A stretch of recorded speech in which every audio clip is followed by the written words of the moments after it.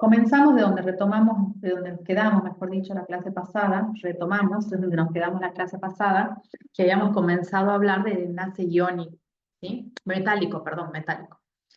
Respecto del enlace metálico, desarrollamos dos teorías. Una teoría que ustedes ya conocían, que es la teoría del mar de electrones, que dijimos nos permite explicar algunas de las propiedades de los metales, en realidad casi todas, fundamentando las propiedades básicamente en la teoría del mar de electrones, que me indica que el catión metálico se encuentra inmerso en un mar de electrones que son los electrones de valencia, ¿sí? Fundamentando entonces la atracción de ese catión metálico con los electrones por el potencial iónico, podíamos fundamentar gran parte de las propiedades de los metales, salvo el brillo metálico. Para ello, desarrollamos la teoría de bandas, y allí nos quedamos en la clase pasada, que tiene su fundamento en la teoría del orbital molecular, que nosotros vamos a volver a desarrollar cuando veamos el tema del enlace covalente. En la teoría de bandas, sosteníamos que a partir de la formación de orbitales moleculares, podíamos discriminar dos bandas, una banda de valencia y una banda de conducción, de forma tal que los metales en los metales en particular, estas dos bandas no tienen diferencia energética una entre otra. Por tal motivo, basta un pequeño exceso de energía que tengan los electrones que pueden moverse a la banda de conducción, y ese movimiento es el que justifica la conducción de la corriente eléctrica y térmica. Y ese exceso de energía que les permite saltar a la banda de conducción, en algún momento lo pierden volviendo a la banda de valencia, y ese exceso lo emiten en forma de luz, lo que permite explicar el brillo metálico, propiedad de los metales que no es explicada por la teoría del mar de electrones. A partir de allí, entonces, podíamos discriminar o fundamentar en la teoría de bandas cómo se encontraban las bandas cómo se encuentran las bandas de valencia y las bandas de conducción en las sustancias que sabemos que son no conductoras.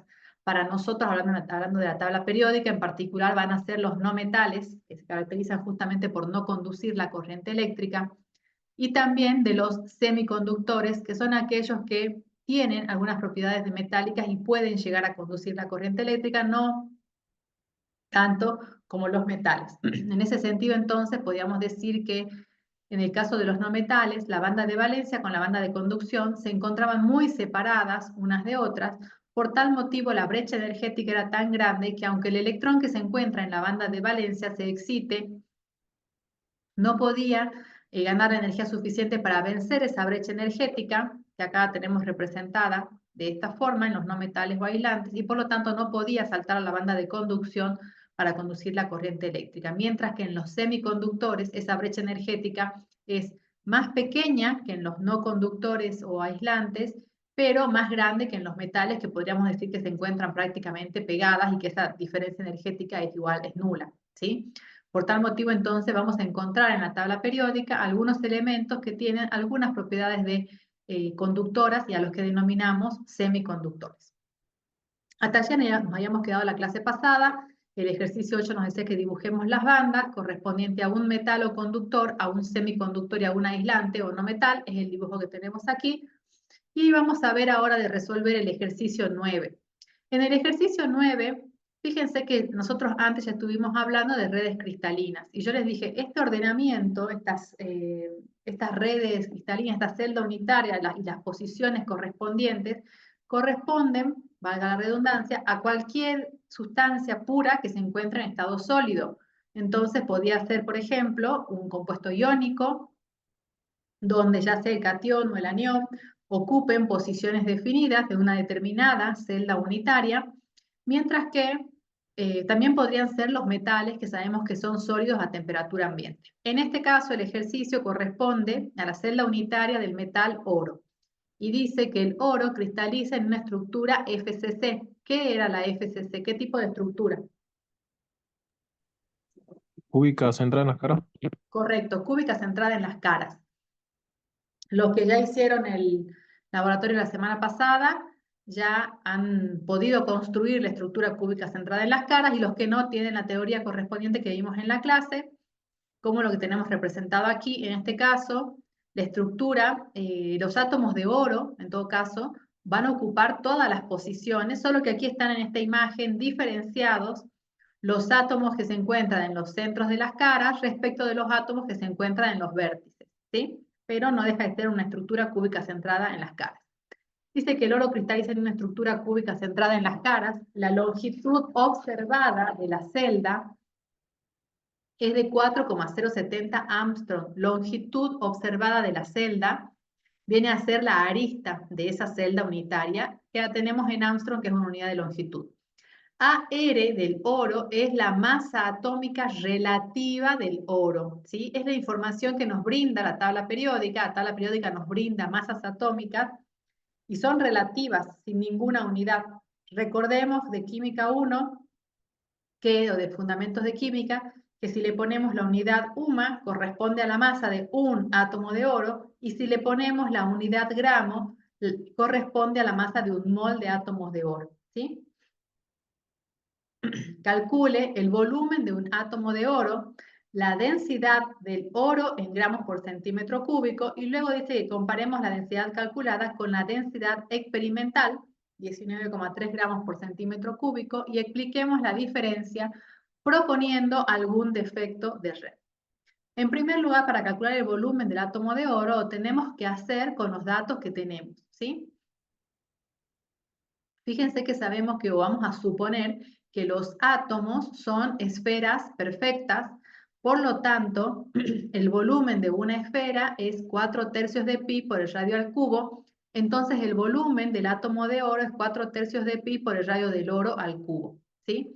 Por otro lado, vamos a tomar una de las caras de la estructura cúbica centrada en las caras, de la misma manera que veníamos trabajando matemáticamente, usando Pitágoras. Fíjense que esta sería una de las caras de esa estructura cúbica, donde en todos los vértices y en el centro de la cara tengo un átomo de oro. Entonces, si trazo la diagonal de esta cara, esa diagonal se corresponde con la hipotenusa, sería de un triángulo rectángulo, y esa hipotenusa es igual, fíjense, a un radio del átomo de oro, otro radio y otro radio. En total son 4 radios del átomo de oro, y los catetos de ese triángulo rectángulo que estamos formando aquí van a ser la arista de esa estructura cúbica y la otra arista de la estructura cúbica. De forma tal que si planteamos Pitágoras, ¿cómo nos quedaría? Nos quedaría que la hipotenusa, que es 4 veces el radio elevada al cuadrado, es igual a la arista al cuadrado más la arista al cuadrado, o sea, el cuadrado de los catetos, ¿sí? Es igual al cuadrado de la hipotenusa. Esto nos da igual a que 4 veces el radio al cuadrado va a ser 2 aristas al cuadrado, y lo que vamos a hacer es pasar el cuadrado de la arista al otro miembro como raíz. Entonces acá me queda raíz cuadrada de 4 radios al cuadrado, con lo cual la raíz cuadrada se me va con el cuadrado y me queda 4 radios nada más. Y aquí me queda el radio de 2. Esto sería, bueno, en realidad yo dije paso acá esto como raíz cuadrada, pero lo que en realidad hice fue aplicar raíz cuadrada a ambos miembros. Por eso acá me queda raíz de 2, ¿sí? Acá me quedó 4 radios, acá me queda raíz de 2, y la arista me queda sin el cuadrado. Despejamos entonces el radio del átomo de oro en este caso, y es igual entonces a la raíz de 2 por la arista, que es la arista de la celda unitaria, sobre 4, que 4 pasó dividiendo.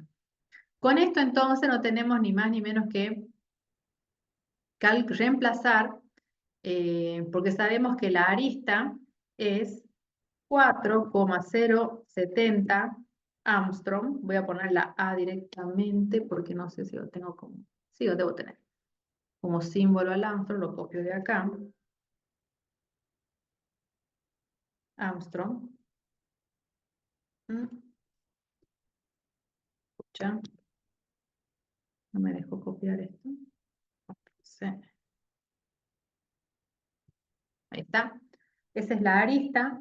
Y entonces lo que tenemos que hacer es reemplazar, fíjense, el radio, o sea, en la expresión matemática del volumen del átomo de oro, 4/3 de pi y en lugar de poner radio del átomo del oro al cubo, vamos a poner la expresión a la que hemos llegado, que sería raíz de 2 por la arista sobre 4. Raíz de 2 sobre 4 elevada al cubo por la arista al cubo, pero esta arista la tenemos que pasar a centímetros, ¿sí? Entonces hay que hacer la correspondiente equivalencia, que la pongo por aquí, un segundo. Un Armstrong es 10 a la menos 10 metros. Voy a haber abierto la carpeta. Y seminario.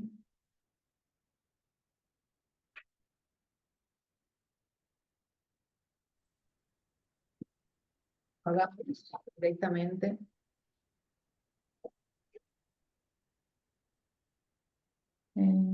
Un segundo me voy a conectar con la pizarra simplemente para hacer el pasaje ese de unidades y después volver acá. Porque por abrir rápido no tengo mi hoja.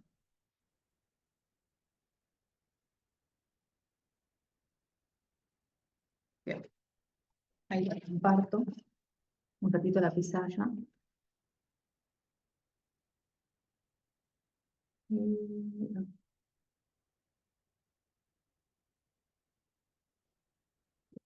Me conecto, chicos, y ya les muestro. 192.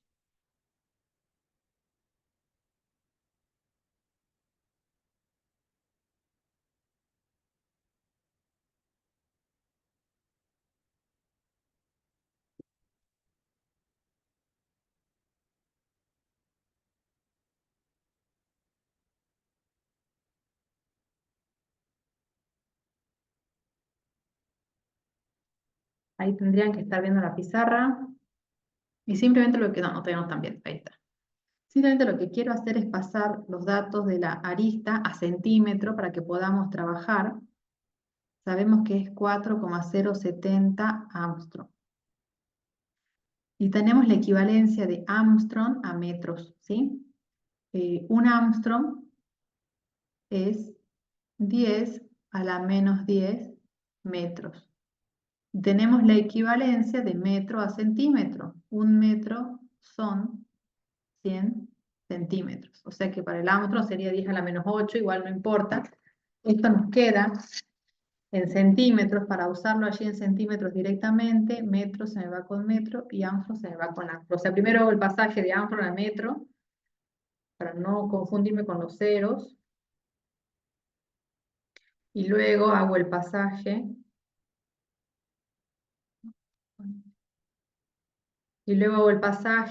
a centímetros. Eso me da 4,07 por 10 a la 8 centímetros, y este es el dato que vamos a utilizar aquí en la presentación que estábamos haciendo el cálculo. Entonces aquí vamos a poner 4,07 por 10 a la menos 8. Ahí está.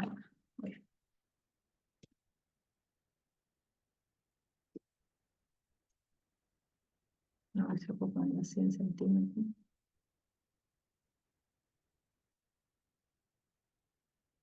Bueno, no me quedó muy bien. Esto es centímetro. ¿Sí? ¿Cuánto les da el volumen del oro?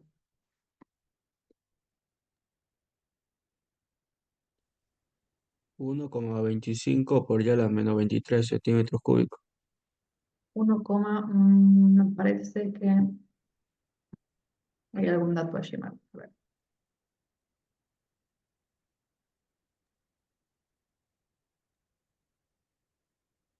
Mm, mm, mm. Creo que 9 a la menos 8. A ver, quiero ver si no me tira pata con el más y el menos. Espérame. Un monstruo. El pasaje a la menos a las 8, ¿eh? No es a la menos 8, es a las 8. A ver, ¿no? No, sí está bien. A ver, un segundo. Ya, menos 8, solo que yo en la pizarra lo puse a la 8. A ver. No me acuerdo cuánto da, pero todavía no saqué mi guía, así que vamos a recalcular por la...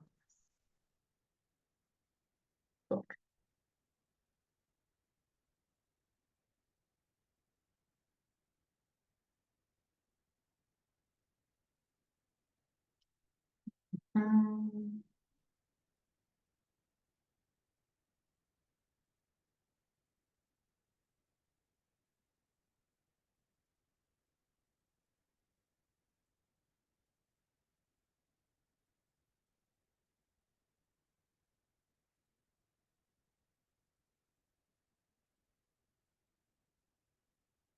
¿Cuánto me dijeron? El volumen está bien. Está bien porque es el volumen de un átomo de oro. Ahí me dio 9,98. ¿Cómo les dio a ustedes? Por 10 a la menos 23. ¿Cómo era el Así, número? 1,25. Es por el redondeo. 1,25 por 10 a la menos 23. Sí. Vamos a ver.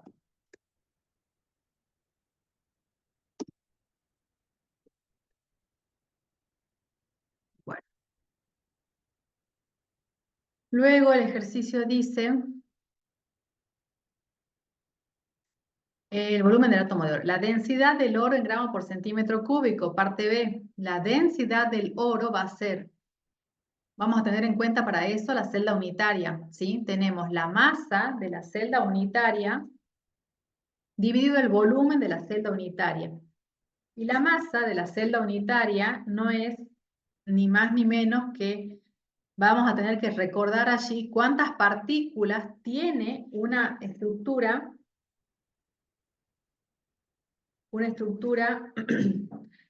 cúbica centrada en las caras, ¿sí? Entonces, la masa de la celda unitaria va a ser la cantidad de partículas que tenga la celda unitaria cúbica centrada en las caras, en este caso partículas de oro, por la masa de cada una de esas partículas, ¿sí?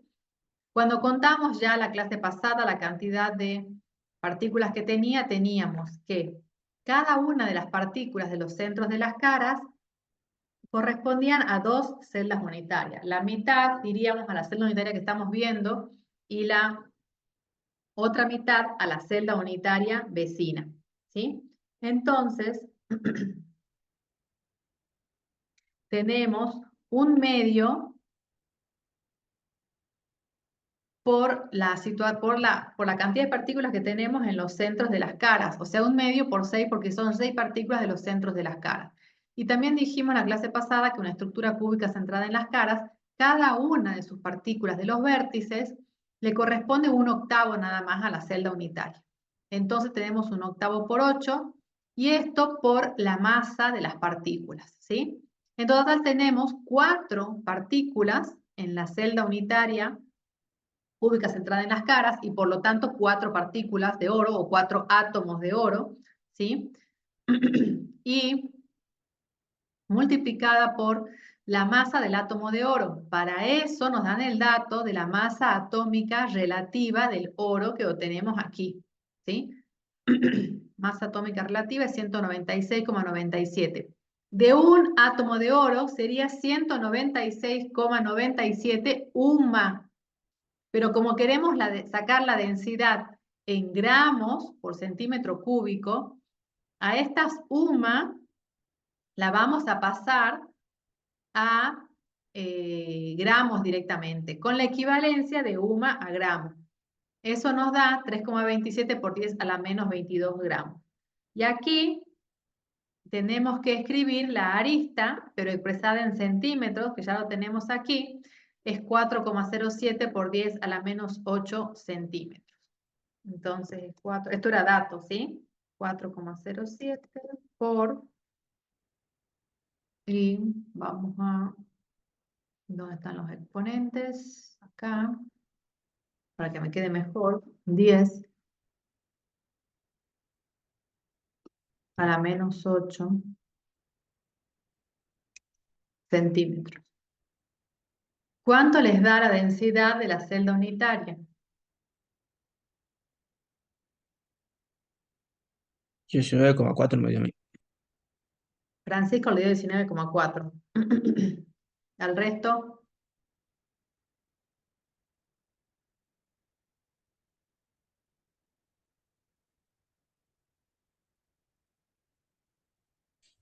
Sí, profe, igual.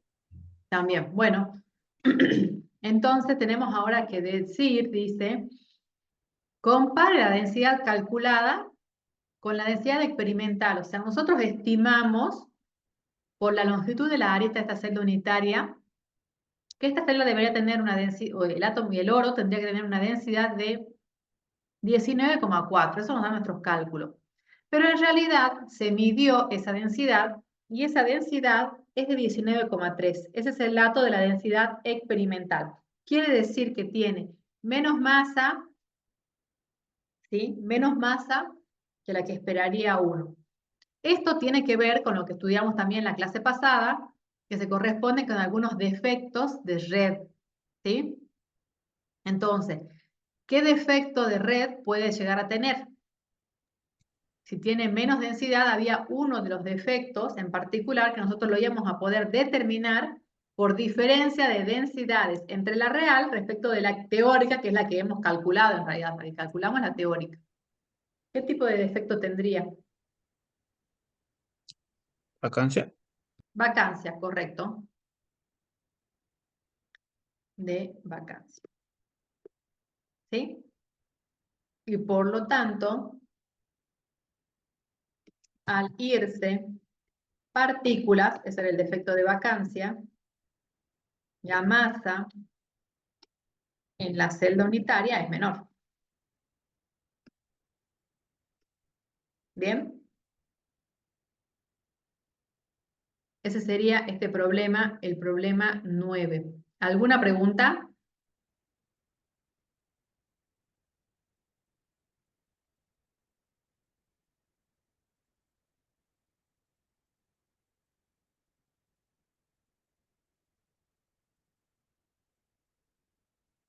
Bueno, no hay preguntas. Bueno, continuamos entonces para terminar con la parte de metales. Vamos a hablar ahora de lo que son los semiconductores.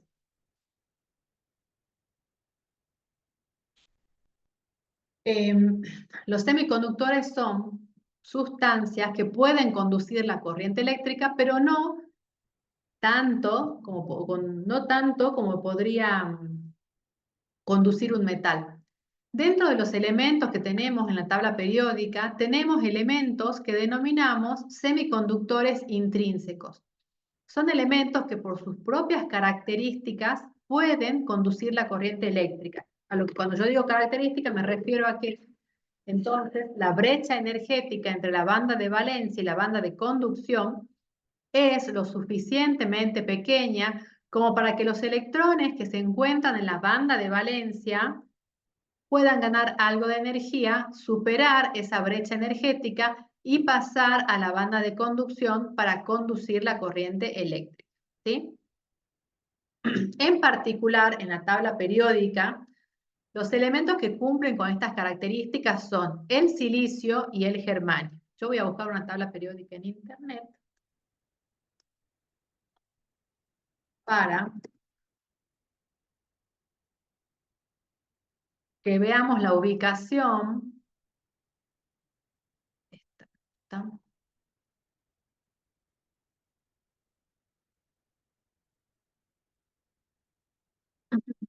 A ver si se me acomoda.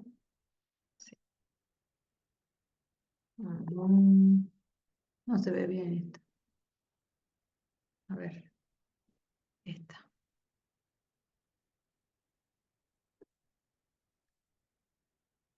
Y la agrando tampoco se va a ver. Pucha, estoy...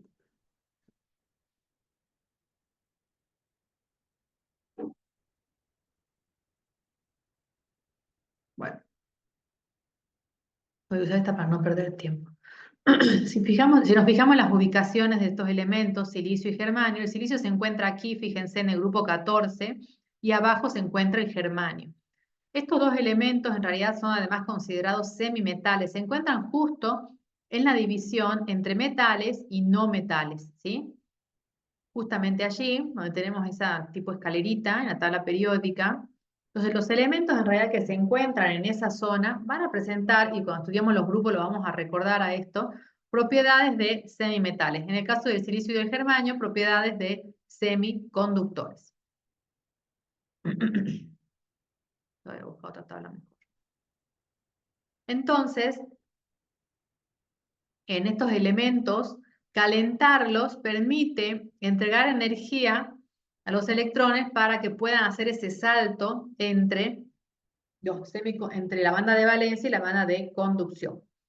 Además, para mejorar sus propiedades conductoras,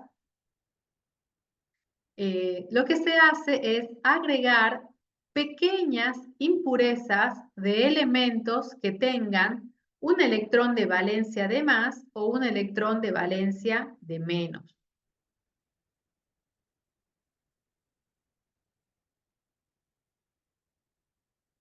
A ver si encuentro una tabla mejor.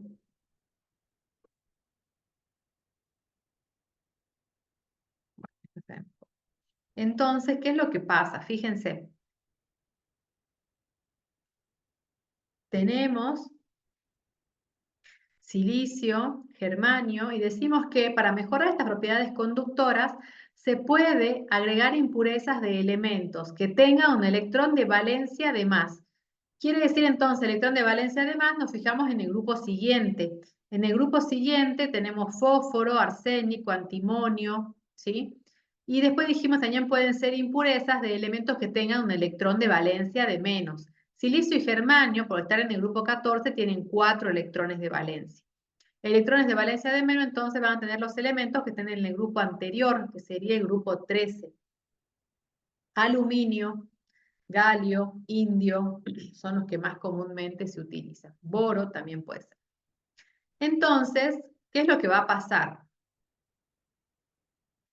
Siguiendo la teoría de bandas, ¿qué dice acá?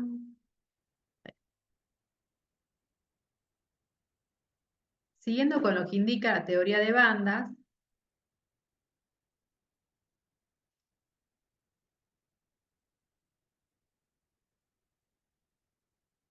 ahí está.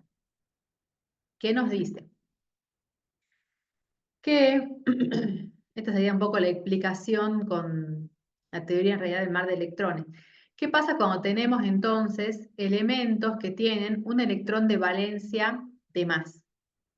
Sería, si miraríamos un mar de electrones, algo equivalente como esto que tenemos aquí, donde todo lo verde vendrían a ser los cationes del silicio, por ejemplo, o del germanio, y alrededor se encuentran sus electrones de valencia. En medio de todo esto tenemos un elemento que no es ni silicio ni germanio, es una impureza, ¿sí? Que en este caso de lo que estamos hablando corresponde con elementos que tienen un electrón de valencia de más. Entonces, fíjense que este elemento tiene más electrones allí.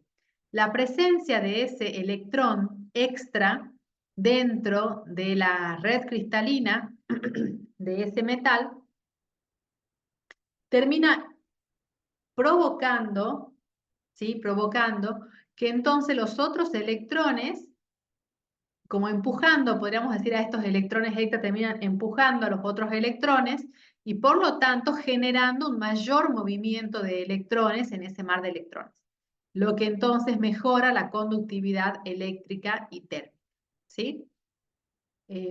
Mientras que, como tenemos, perdón, un electrón de valencia, un elemento, una impureza de un elemento que tiene un electrón de valencia de más, tenemos un exceso de cargas negativas, podríamos decir. Tenemos cargas negativas de más, porque hay electrones de más, ¿sí? Por eso, cuando a los semiconductores intrínsecos, silicio y germanio, le agregamos alguna impureza de un elemento que tenga un electrón de valencia de más, se transforma en un semiconductor y lo llamamos de tipo N, porque la impureza me está aportando más cargas negativas, de ahí la N de negativo, ¿sí? Por otro lado, podríamos tener la estructura de un semiconductor intrínseco como silicio y germanio, pero agregar impurezas de un elemento que tenga un electrón de valencia de menos. Aquí lo tenemos representado con ese circulito hueco, ¿sí? Es decir, que agregaríamos pequeñas, muy ínfimas cantidades de un elemento del grupo 13. Tiene un electrón de valencia de menos, entonces en esta estructura cristalina hay un hueco porque falta un electrón. Ese hueco termina generando que los electrones vecinos se muevan a ese hueco, entonces el hueco a su vez termina promoviendo un mayor movimiento de electrones y por lo tanto mejora en este sentido también la conductividad.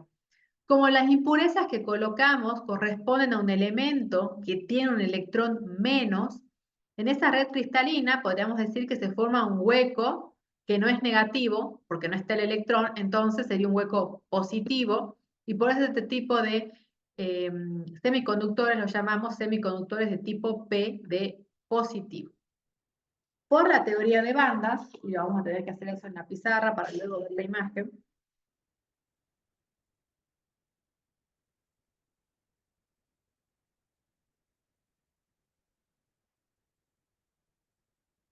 Si recuerdan, nosotros habíamos dicho que cuando comenzamos a ver la teoría de bandas, teníamos aquí un elemento, acá teníamos los orbitales moleculares, acá el otro elemento, y acá comenzábamos entonces a llenar orbitales moleculares, acá están los orbitales moleculares, perdón, acá arriba en principio cuando vimos el litio no lo llenamos.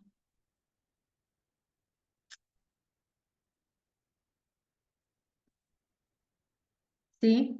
Entonces, y esta gran cantidad de orbitales moleculares es lo que terminaba constituyendo la banda de valencia y la banda de conducción, que dijimos que para un caso de metales estaban contiguas y para un caso de un semiconductor, que lo que estamos viendo, están levemente separadas.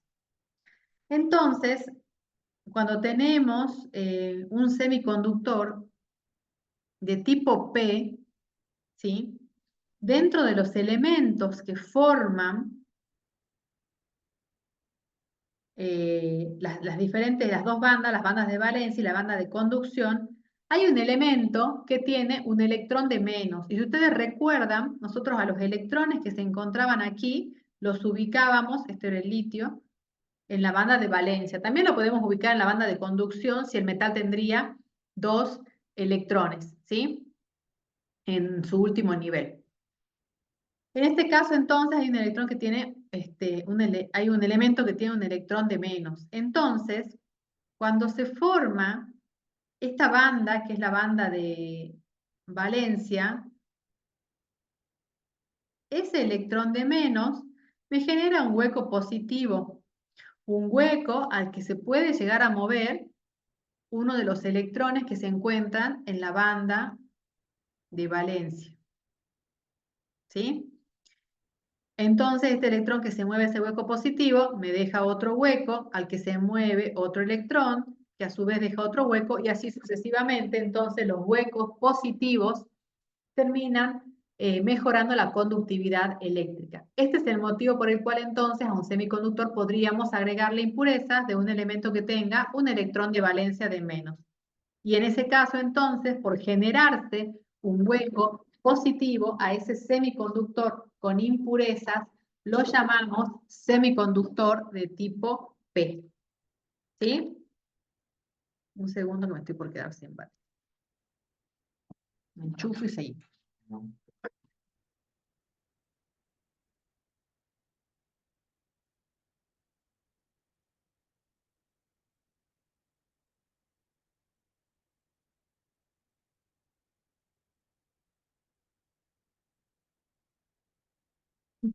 Bien. ¿Se entiende eso, chicos?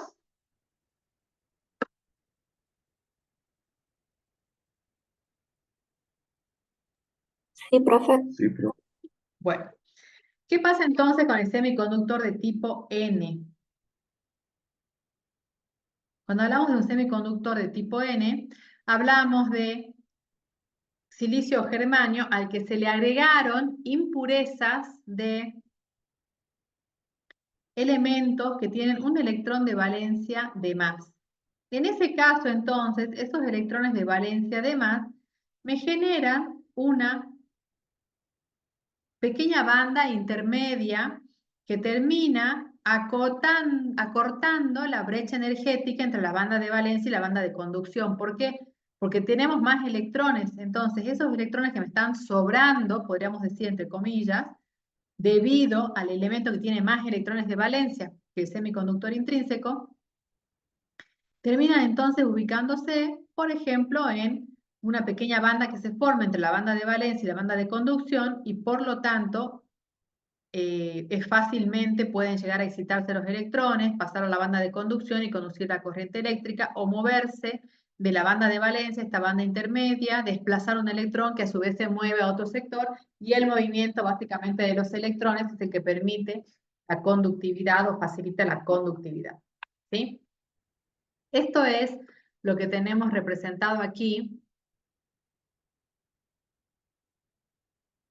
para un semiconductor de tipo N, ¿sí? Y para un semiconductor de tipo P. En este caso también tenemos representado otro tipo, de acá una banda que en realidad no está llena, pero que me acorta la diferencia entre la banda de valencia y la banda de conducción. Un segundito. Hola. Sí. Hola. Dice voy. Bien. Voy a hacer un pequeño corte aquí, chicos, porque viene una gente a la facultad y yo me tengo que reunir. Así que el corte va a ser ahora, que va a ser de 15 minutos, y enseguida ya termino el tema. Me falta completar el ejercicio 10 y el 11. Lo pueden ir pensando. Yo voy a hacer una pausa acá, ¿sí? Y volvemos en 10, 15 minutitos, chicos, ¿sí? Tengo justo que recibir unas personas y vuelvo, no me puedo excusar. Así que hago la pausa acá y ya volvemos.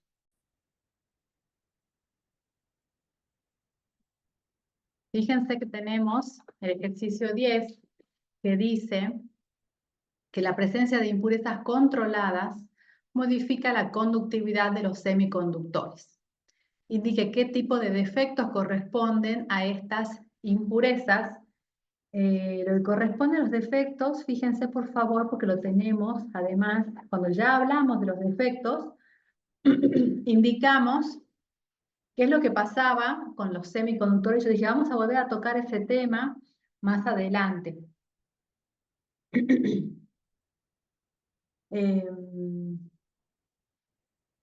Fíjense, por favor, cuando hablamos de los defectos, que estamos acá arriba. No, estaba en la otra presentación, en la de enlace iónico. De los 3 tipos de defectos que vimos que podía tener una red cristalina: vacancia, intersticial y de sustitución, ustedes tienen allí indicado en qué caso correspondería al agregado de impurezas. Fíjense, por favor. Intersticial. Intersticial, correcto. Sería un defecto intersticial. Entonces, en una estructura cristalina de un semiconductor intrínseco como silicio y germanio, en los intersticios de esa red cristalina es donde se agregan estas impurezas que estamos mencionando, de elementos que tengan un electrón de valencia de más o un electrón de valencia de menos. ¿Sí?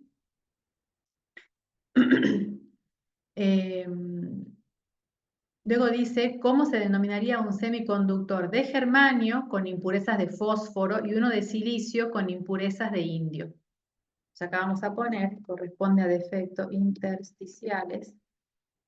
Y germanio con impurezas de fósforo, fíjense que dijimos entonces, silicio y germanio son los semiconductores intrínsecos.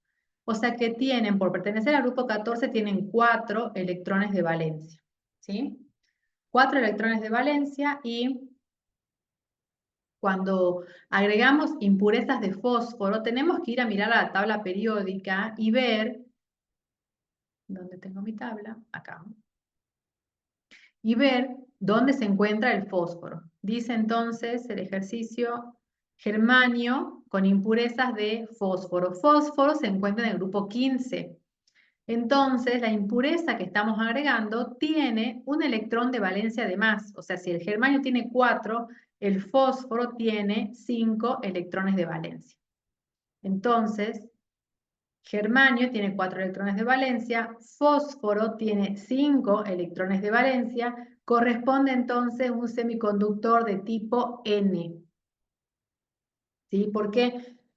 Porque tenemos un exceso, podríamos decir un electrón de más que el elemento, que el semiconductor en la impureza que estamos agregando. ¿Eso se entiende, chicos? Sí, profe. Bien. Luego dice silicio con impurezas de indio. Silicio, que es semiconductor intrínseco, tiene 4 electrones de valencia.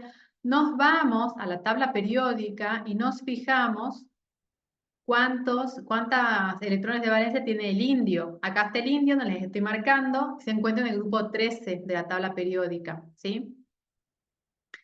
Por lo tanto, tiene 3 electrones de valencia. 3 electrones de valencia, silicio con 4 electrones, indio con 3 electrones, entonces tenemos una impureza de un elemento que tiene un electrón de valencia de menos, por lo tanto, un semiconductor de tipo P, porque tenemos un hueco positivo en esa estructura, ¿sí? Bien, explique, dice, con esquemas y cómo y por qué se afecta la conductividad en cada caso, sería este esquema que corresponde, en este caso, a la teoría de bandas. Bien, chicos, ¿te ha entendido?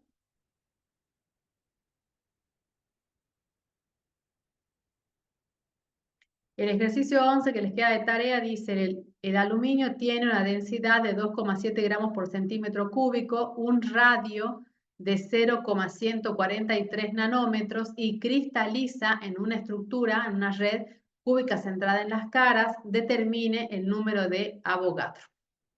Este ejercicio lo tienen de tarea y con esto terminamos enlace metálico.